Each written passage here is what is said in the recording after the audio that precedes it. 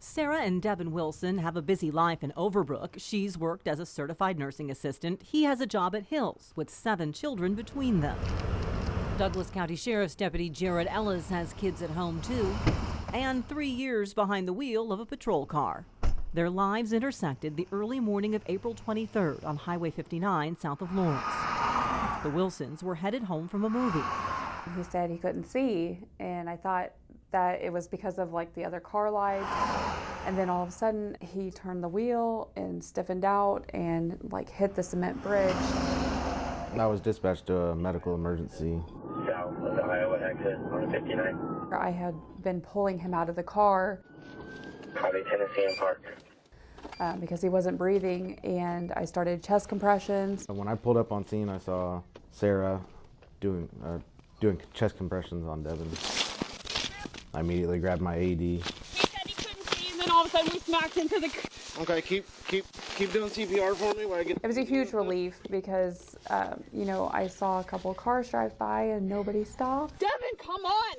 I was like, nobody's gonna help us. Shock advised. As soon as I shocked Devin, he kind of took a respirated breath and he had a faint pulse. So, you know, hope kind of kicked in, and I just kept doing what I was doing, chest compressions, until the medics arrived on scene.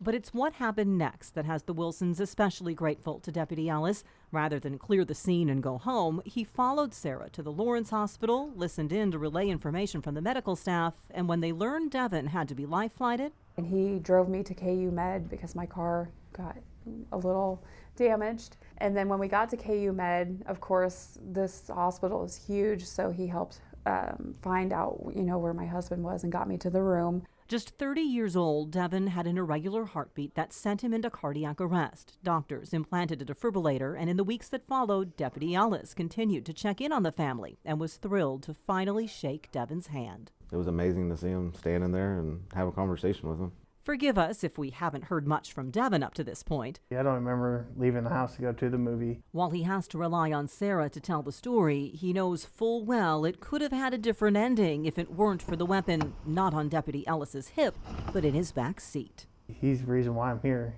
If it wasn't for the AED and him being able to set it up real fast and get it going, I probably wouldn't be here today. He went above and beyond what he was supposed to do.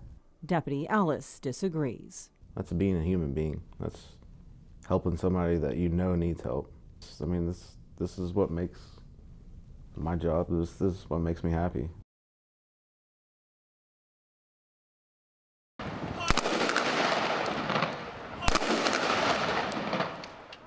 It is another May of remembrances and memories, standing solemnly to honor Topeka's fallen law officers. And after 31 years on the force, this is Bill Cochran's first memorial observance as the police chief. It's done for a reason, done for a purpose.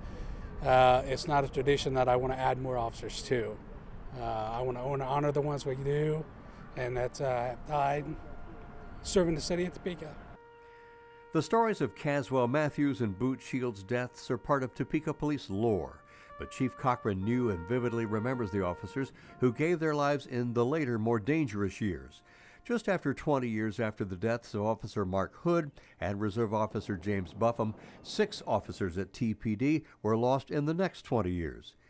Also each day, Major Scott Gilchrist and his fellow officers walked by the wall bearing the pictures of the fallen. The tragedies began with the stunning October 1995 drug raid shooting death of Officer Tony Patterson. Major Gilchrist says they broke the mold when they made Tony Patterson. Well, Tony was an amazing athlete. He was extremely fast. There wasn't too many foot chases that Tony Patterson lost. And typically, Tony wouldn't even get on the radio to say he was in a foot chase because he'd already have caught him and had him in custody, and we'd come transport as prisoners. And in the summer of 2000, a helicopter crash would claim the lives of 2 more of TPD's finest, Jeff Howie and Joey Bolander. So we were on the SWAT team together. We got on there at the same time, and then we both got in the helicopter unit and were observers waiting to be trained as pilots.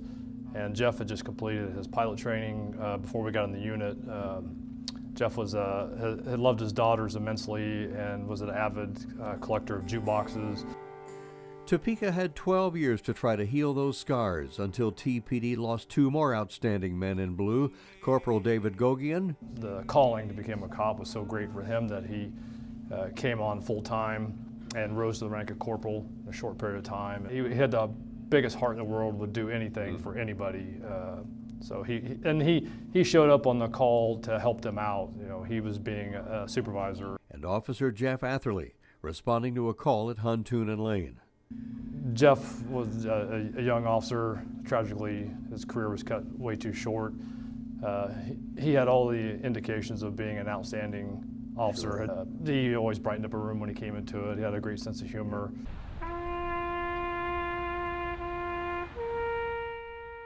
Corporal Jason Harwood was shot and killed, brought to his end of watch on a September Sunday evening in 2014. He kind of led by example. You tried to keep up with him if you could, because he was always out there leading from the front, and so he was very respected. Major Scott Gilchrist says the healing power from the families of the fallen is as strong as what the police family does in comforting those widows and children. It's bittersweet when you see them. You keep hoping you're going to see their loved one with them, but I always take the opportunity to shake their hand and thank them for what they've done, because they really have sacrificed so much for the community, but just seeing them gives back to us. It's our job. When you ask LaWilson Horn why he chose to be a firefighter, the answer is simple. Because I just like dealing with people. Although firefighter Horn may be a little biased, he thinks this occupation is one of the best forms of public service. You're there in all kinds of emergencies. You're there to help sick people, and you're there to help put out fires. One of the biggest fires Horn's ever worked was here at Hale Library, but that's when his determination shined through. He tirelessly battled the blaze for over 20 hours with only a 4-hour break. I was on scene at that fire from start to finish. He didn't do it alone. More than 70 other first responders were there. We did a ton. Although a reported 1.5 million books were damaged by smoke and water, Chief Lunsway says it could have been a lot worse if it weren't for the hard work of his crew and other responding departments. I know it's a big loss, but all the work paid off, that they saved a lot of the books, a lot of the area. The building can be reused and remodeled and continue on. Whether it's a historic building on K-State's campus in flames, a person in need of medical attention, or a false alarm, Horn treats every call the same because of his love for the job. I could do everything I wanted to do here. I could work with people, I could be physical, I could be inside, I could be outside. I mean, you're using every part of your brain and your body to do this job. He's always smiling, he's always happy. He really wants to do well with these skills, so he does a great job for the community. Horn credits his mother and his faith for pushing him in the right direction. I guess I learned a lot of the things I learned about dealing with people and wanting to be around people from my church too. And so that's what's caused me to turn out the way that I am. Lunsway says Horn's vibrant personality is an incredible asset to the department and those he serves. Reagan Porter, 13 News. Ray Ramirez became a Kansas Highway Patrol trooper in 2002 because, he says, his friends who were troopers were having so much fun. Every day is different when you're a state trooper. And so whether it's catching impaired drivers or working crashes or just visiting with a classroom full of students. It's not exactly the road Ray thought his life might travel. In 1987, doctors told him he might have only a year left to live. I probably started noticing that I was sick when I was about 10 years old. It seemed he was just prone to stomach aches, but then, at 22 years old and newly married, I turned yellow jaundiced.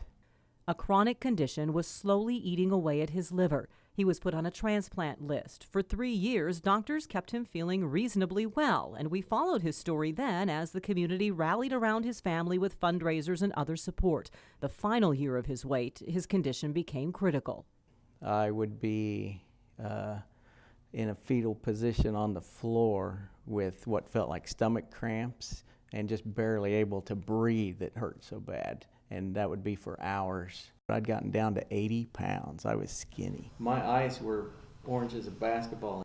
Finally, in January 1991, they got the call.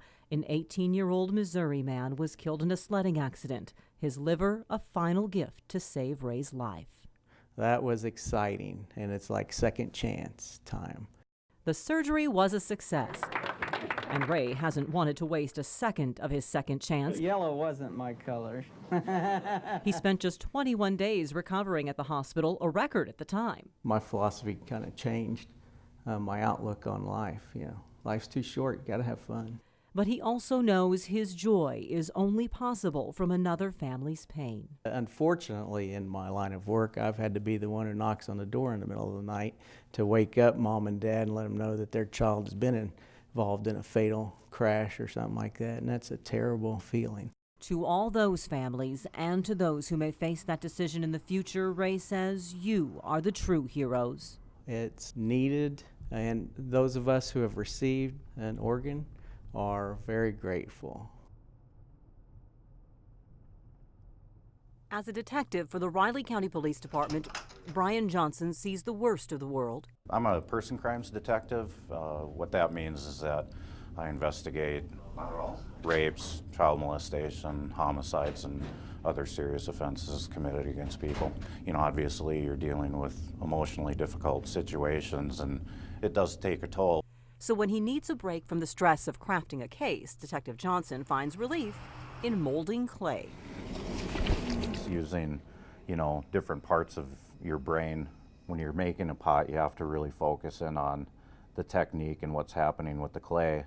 You don't have the opportunity to be thinking about a case that you're working or the tragedy that you've seen. This one I'm just kind of making up as I go. Johnson picked up the hobby in college. He didn't have money for Christmas gifts and asked an art professor if he offered a night class for pottery. He didn't, but the timing was right because he was looking for a studio manager. So what he did was he taught me how to make clay and glazes and how to fire the kilns. And in exchange, I could use the studio at night when no one was there. It sent spinning a passion this chemistry and biology major didn't realize was buried within. All those fields are very analytical, strict disciplines. And what I like about pottery is it's expressive. You're not defined by, you know, that sort of rigidity. And Johnson's designs are far from rigid. It's very reflective of the places I've lived. Drawn from the world around him. The rocks, the limestone outcroppings, and kind of the textures you can see in the Flint Hills, you know, the barbed wire and that kind of mimicked appearance on the pot. But some days, he admits, what he works from the clay is working out what he's seen on the job. Anytime, you know, I'm feeling frustrated or upset about a case, I find myself being more experimental, which is maybe just that nervous energy coming out where I'm a little bit more reckless or carefree. Because as much as he's driven to create, he's inspired to find justice for victims. I can never undo the experiences that they've had to endure, but I appreciate the opportunity to, in the end, help them get some resolution. Knowing as much ugliness as life may bring, you can find solace in beauty. You're forced to remind yourself that that's not the world, that the world's filled with beauty and beautiful things and expressive things.